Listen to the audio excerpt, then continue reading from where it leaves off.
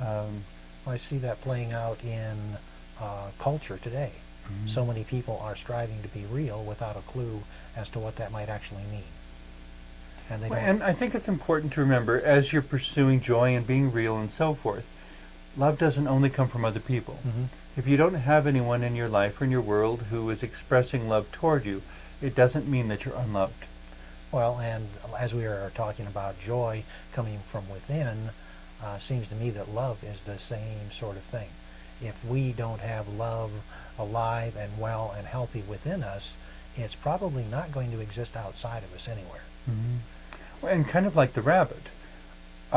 If you want, the rabbit wanted to become real, but he didn't really know how to pursue it other than to just be.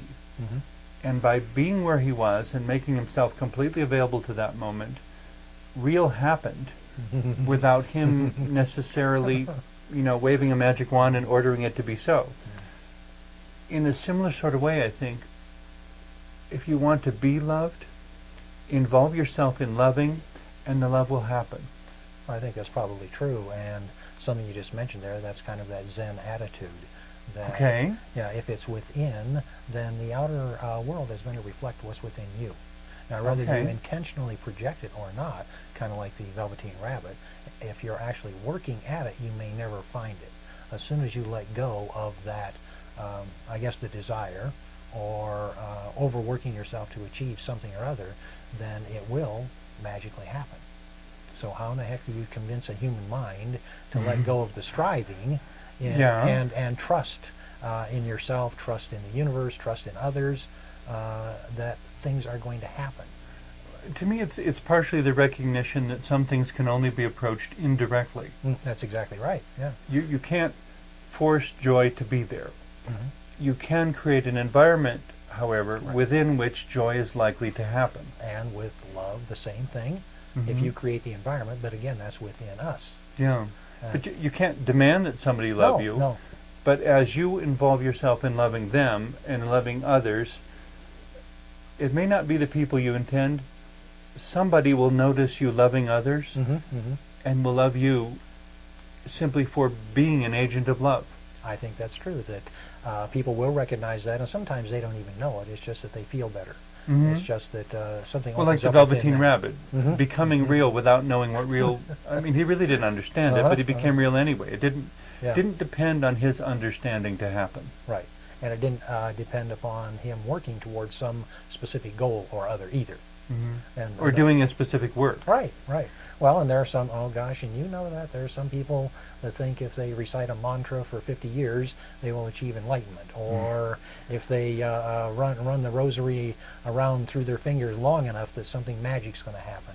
And they just never get They it may on. wear the paint off the rosary Well, piece. that's... and they may get strong fingers, but... Well, and I don't mean to make light of that, because the practice of prayer that will coincide with that may do good that they don't realize is happening. Yes, that's right.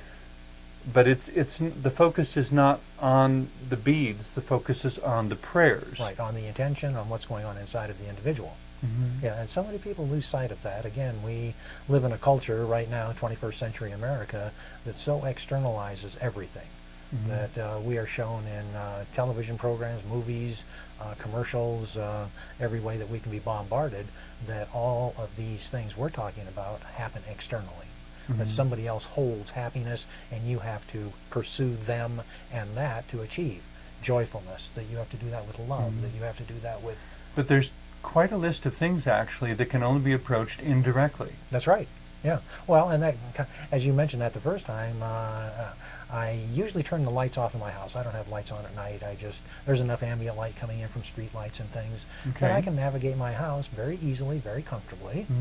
And of course, you know that when it's that dark, you don't see as well looking directly at something as if you look over to the side of it. Okay. And it's the same thing you're talking about. If I focused on, I don't know, whatever it was, the rocking chair, I wouldn't actually be able to see it. But if I look just off to the right or left, then it's very obvious in my field of vision.